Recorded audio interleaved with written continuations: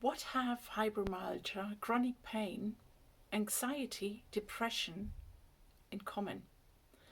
What they've got in common is that they are a direct result of our sympathetic nervous system, the response of the fight and flight response. When we don't use the energy that is activated through, let's say, a thought or a feeling that you've got too many responsibilities, something has happened like a death in the family, or some accident happened, or something from the past, a past event, those things can trigger you into that stress or the fight and flight response.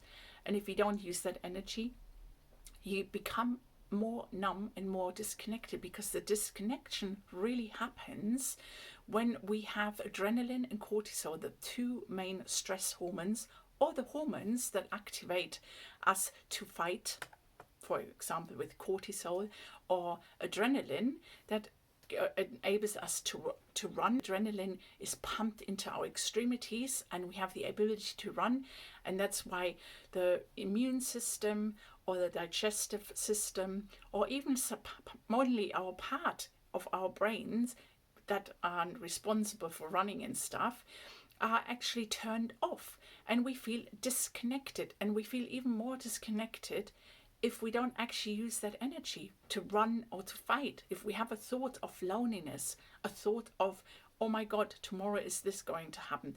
Oh my God, tomorrow I have to face my boss, I have to face my life, and I don't really want to. And if that thought, that can trigger a response, that stress response, and if you don't use that energy, it will stay with you. And in EFT, we know that when you have a chronic disease or pain like fibromyalgia, then we know that you have to tune into emotions, because emotions are our chemistry, but emotions are also that energy that you haven't used and that stuck with you. Because as soon as we start tapping and we focus on our emotions, then that emotion, that energy, becomes energy in motion. And then we start actually to release. The thing about emotions and why we don't actually focus on our emotions, and why we actually don't understand the importance of our emotions, we are conditioned. We are conditioned from an early age to be in our heads more than in our body. Let's say, for example, you went through the school system and you were told to sit down, and you were told to shut up, and you were told not to have a silly giggle or not to express yourself, but take in.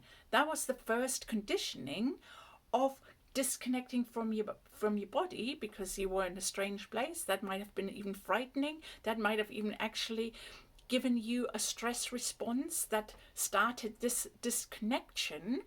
And it was a conditioning of not actually listening to your body, that actually needs physical movement to learn, but that's a whole different story. But that's where our disconnection started, and that's where we have to actually reconnect, and we have to recondition ourselves to be able to actually feel our emotions.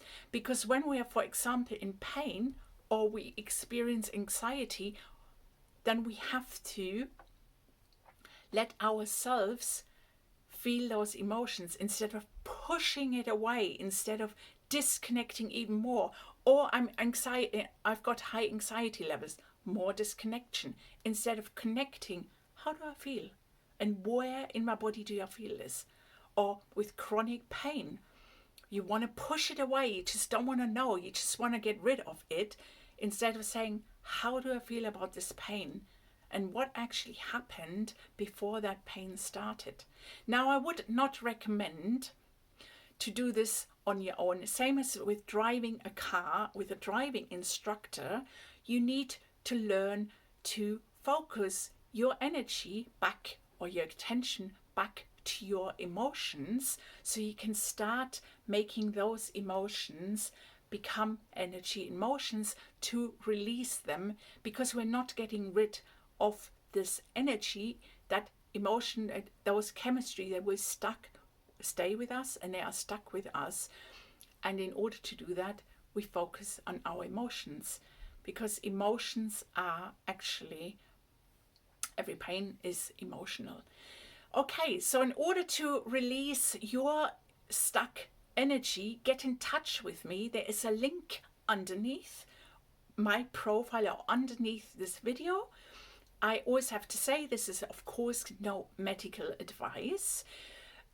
With the medical system, we are asked what symptoms we have, but we're not asked what actually happened and how we feel, because there's no time for this. So I invite you to get in touch with me and let's take it from there. Bye.